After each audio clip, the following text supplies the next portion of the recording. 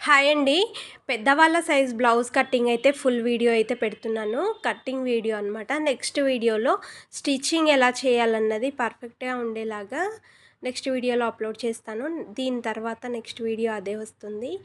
ముందుగా అయితే 4 మడతలైతే క్లాత్ వేసుకోవాలి. ఐరన్ చేసుకున్న తర్వాత ఇలా 4 మడతలు వేసుకోవాలి. క్లోజ్ అనేది మన వైపు ఉండాలి. ఓపెన్స్ అనేవి ఆపోజిట్ వైపు ఉండాలి. కూర వస్తే సరిపోతుంది. కానీ ఈడ క్లాత్ అనేది హెచ్చు తగ్గులుగా ఉంటే ఒక లైన్ అయితే వేసుకోవాలి. ఇప్పుడు 1½ ఇంచ్ వరకైతే ఒక లైన్ అయితే వేసుకోవాలన్నమాట. నేను మొత్తం 3 లైన్స్ లాగా వేశాను కదా, యాజ్ ఇట్ ఈస్‌గా ఈ విధంగా వేసుకుంటే సరిపోతుంది. ఎందుకంటే ఇప్పుడు నేను సైజ్‌కి తీసుకున్న బ్లౌజ్‌కి హెమ్మింగ్ ఉంది కదా, అలా హెమ్మింగ్ చేసుకోవడానికనమాట. మనకు లైనింగ్ ఉంటేనేమో డైరెక్ట్ లోపలికి తిరగేసుకుంటే సరిపోతుంది 1/2 ఇంచ్ పెట్టుకొని. కానీ ఇక్కడ మనం హెమ్మింగ్ అనేది చేసుకోవాలి కదా, ఫస్ట్ 1/2 ఇంచుకు లోపలికి కుట్టు వేసుకొని ఆ తర్వాత 1 ఇంచుకు ఫోల్డింగ్ చేసుకొని హెమ్మింగ్ అయితే చేసుకోవాల్సి ఉంటుంది. అందుకోసం అని చెప్పి 1½ తీసుకున్నాను. ఇప్పుడు బ్యాక్ సైడ్ ఉండే హ్యాండ్ అయితే తీసుకోవాలి, ఎందుకంటే అది లోతు తీయం కాబట్టి. అది తీసుకొని ఇప్పుడు పొడవు ఎంతుంది, వెడల్పు ఎంతుంది, లూజ్ అనమాట తీసుకున్నాం కదా, ఈ విధంగా తీసుకొని ఇలా స్ట్రెయిట్ లైన్స్ అయితే వేసుకోవాలి. మనకు షోల్డర్ పాయింట్ అంటే అక్కడి నుంచి మనకి చంకల్లో కుట్టు వరకైతే మనకు 2 ఇంచెస్ అయితే లోతు తీస్తే సరిపోతుందనమాట. ఇక్కడ చూపిస్తున్న లోతుని అనేది ఫ్రంట్ లోతుకు సంబంధించింది కాదు, ఆ లోతు తర్వాత తీస్తాము. ఇప్పుడు యాజ్ ఇట్ ఈస్‌గా ఇక్కడ చూపిస్తున్న విధంగానైతే ఒక్కసారి కొలుచుకోవాలి. మనకు సేమ్ ఉందా లేదా బ్లౌజ్ అనేది తెలిసిపోతుందనమాట. ఇప్పుడు ఒక్కసారి ఈ విధంగా బిగినర్స్ అయితే ఈ విధంగా బ్లౌజ్ పెట్టుకుంటే మనకు కుట్టు ఎక్కడి వరకు వస్తుందో తెలుస్తుంది. ఫస్ట్ వచ్చిన కుట్టు అనేది లోతు తీసినది అనమాట, అంటే ఫ్రంటు. నెక్స్ట్ మనం ఇప్పుడు లైన్ వేసేదేమో బ్యాక్ సైడ్ అనమాట. నేను ఇంకా సపరేట్‌గా అయితే ఇట్లా లోతు తీయడానికైతే పాయింట్స్ అయితే మార్కింగ్ అయితే చేయట్లేనమాట. ఫ్రంట్ బ్యాక్ అని చూపిస్తున్నాను కదా, ఈ విధంగా. ఇప్పుడు ఎక్స్ట్రా మన క్లాత్ అనేది కావాలి కదా లోపల కుట్లు వేసుకోవడం కోసము, ఇక్కడ 2 ఇంచెస్ అయితే క్లాత్ పెడుతున్నా, మార్కింగ్ చేస్తున్నాను. మనకు జాయింట్ అనేది పడుతుంది. ఇప్పుడు యాజ్ ఇట్ ఈస్‌గా ఏ విధంగా మార్కింగ్ చేసుకున్నామో అలా లోతు అనేది కట్ చేయొద్దు. ఇప్పుడు ఓపెన్ చేసిన తర్వాత కట్ చేయాలి. మనం ఖర్చులు అనేవి పెట్టుకోవాలి అనమాట. ఖర్చులు పెట్టుకుంటే అక్కడ వరకు స్టిచ్చింగ్ స్టార్ట్ అవుద్ది అనేసి, కుట్టు స్టార్ట్ అవుద్దని మనకు తెలుస్తుంది ఈజీగా. ఇప్పుడు హెచ్చు తగ్గులుగా ఉన్న క్లాత్ అంతా కట్ చేసేసుకోవాలి. ఇప్పుడు సైడ్లకి అయితే మనకు జాయింట్ పడుతుంది అని చెప్పాను కదా, ఇవైతే ఓపెన్ చేసి ఇలా పెట్టాను అనమాట. హ్యాండ్ అయితే రెడీ అయిపోయింది. ఇప్పుడు బ్యాక్ ఫ్రంట్ షేప్ పట్టి ఎలా కట్ చేసుకోవాలన్నది ఇక్కడ చూపిస్తున్నాను. ముందుగా అయితే బ్యాక్ పార్ట్ కోసము 2 మడతలు అయితే క్లాత్ అయితే వేసుకోవాలి. ఇక్కడ హెచ్చు తగ్గులు ఉంటుంది కదా, అదైతే ఒక 1/2 ఇంచ్ వరకైతే ఉందని చెప్పి నేనైతే ఒక లైన్ అయితే వేశాను. ఇంకొక 1/2 ఇంచ్ ఏమో మనం కుట్టు కోసం ఖర్చు పెట్టుకుంటాం కదా, బ్యాక్ సైడ్ హెమ్మింగ్ చేసుకోవడం కోసము, దానికోసం అనమాట. ఇప్పుడు నడుము లూజ్ అయితే మార్కింగ్ చేశాను. నడుము లూజు బ్లౌజ్కి ఎలా ఉందో అలాగే చేస్తాను నేను ఎప్పుడైనా కూడా. ఇప్పుడు 1 ఇంచ్ అయితే మనము వెనకాల డాట్స్ వేసుకుంటాం కదా, దానికోసము ఒక 1½ ఇంచ్ అయితే ఖర్చు కోసం అయితే పెట్టాను అనమాట, సైడ్లకు స్టిచ్చెస్ వేయడానికి. ఇప్పుడు బ్యాక్ అనేది ఎన్ని ఇంచెస్ ఉందన్నది మనం ఇక్కడ బ్లౌజ్తో యాజ్ ఇట్ ఈస్‌గా పెట్టుకోవచ్చు. ఈ విధంగా పెట్టుకున్న తర్వాత ఒక లైన్ అయితే వేసేసుకోవాలి. ఇప్పుడు బ్లౌజు పొడవు ఎంత పెట్టుకోవాలన్నది బ్లౌజ్ అయితే చూపిస్తున్నాను. మనం యాజ్ ఇట్ ఈస్‌గా ఇలా పట్టుకోవాలి, మొత్తం సాగతీయకూడదు. అది ఎలా ఉందో ఆ విధంగా పట్టుకొని మనము ఈ విధంగా మార్కింగ్ అయితే ఖర్చుతో కలిపి అయితే పెట్టుకుంటే సరిపోతుంది. మొత్తం 13½ పెట్టుకుంటే మనకు బ్లౌజ్ అనేది ఈ పొడవైతే సరిపోతుందనమాట. ఈ బ్లౌజ్ సైజ్ అయితే 13½కి ఇలా మార్కింగ్ వేసుకున్నాం కదా, స్ట్రెయిట్ లైన్ వేసుకున్న తర్వాత ఇప్పుడు బ్లౌజ్ అయితే ఇలా సాఫ్ట్గా అనుకోవాలి. అనుకున్న తర్వాత నెక్ అయితే ఎక్కడా కూడా సాగతీయొద్దు. అక్కడ చంక దగ్గర నుండి ఇక్కడ చంక వరకు, అంటే చెస్ట్ లూజ్ అనమాట. అది చెస్ట్ లూజ్ అనేది మార్కింగ్ చేస్తున్నాను. నాకు 18½ వచ్చింది, అంటే 9½ పెట్టుకుంటే సరిపోతుందనమాట. ఈ బ్లౌజ్కి వచ్చేసి చంక లూజ్ అయితే చాలా తక్కువ పెట్టారు, అంటే డౌన్ అయితే 4 ఇంచెసే పెట్టారు. దాన్నైతే నేను పెంచా అనమాట. నెక్ వచ్చేసి పైన 2½ కింద పావు తక్కువ 3 అయితే పెట్టాను. ఎందుకంటే పెద్దవాళ్ళ బ్లౌజులు చాలా తక్కువ డీప్ అనేది వెడల్పు అనేవి ఉంటాయి కదా. ఇక్కడ ఈ స్కేల్ తీసుకొని ఇలా రౌండ్ చేసుకుంటే సరిపోతుంది. నెక్ అయితే రెడీ అయిపోయింది, బ్యాక్ నెక్కు.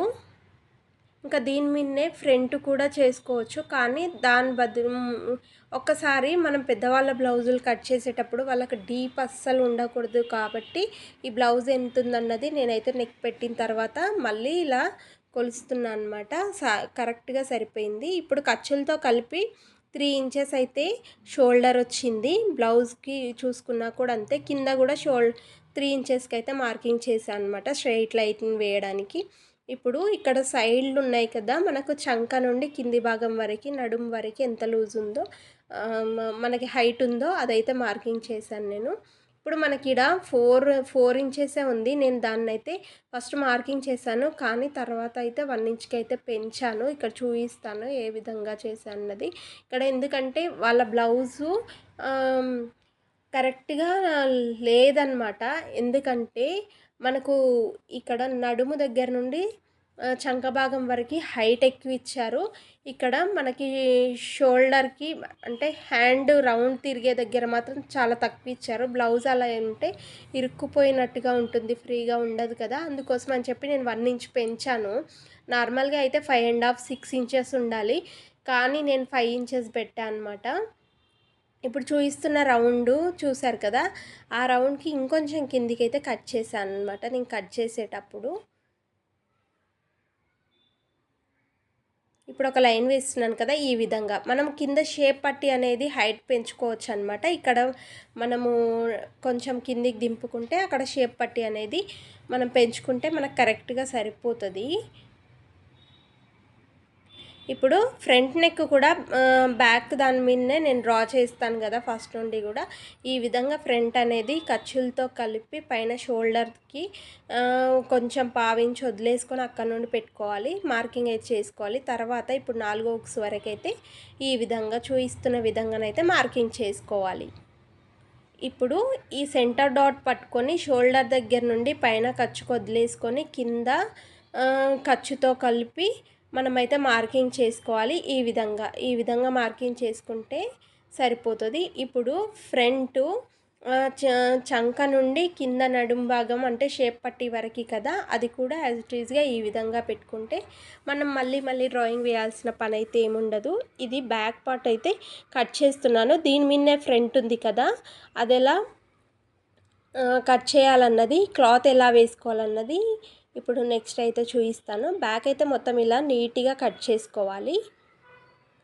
బ్యాక్ కట్ చేసుకున్న తర్వాత ఇది పక్కన పెట్టేసుకొని ఇలా షోల్డర్ దగ్గర చిన్న ఖర్చు ఇచ్చుకుంటే అక్కడ మనకి కుట్టు వస్తుంది అనేసి ఈజీగా అర్థమైపోతుంది అనమాట. ఇక్కడ వచ్చేసి వెనకాల డాట్స్ వేస్తాం కదా, దానికోసం అయితే ఖర్చు పెట్టాను.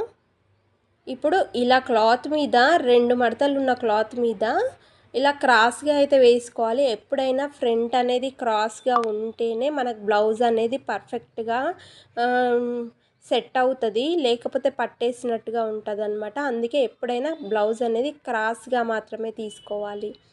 ప్రిన్సెస్ కట్ అలాంటివి తీసుకున్నప్పుడు స్ట్రైట్ వస్తుంది, కానీ ఇలా నార్మల్ డైలీ బ్లౌజెస్కి మాత్రం కంపల్సరీగా ఈ విధంగానే తీసుకోవాలి. ఇప్పుడు ఈ స్కేల్ పెట్టి దాని మీద చిన్న రోలర్తో ఇలా రఫ్ చేసుకుంటే అచ్చు అనేది దిగి పడిపోతుంది కిందికి.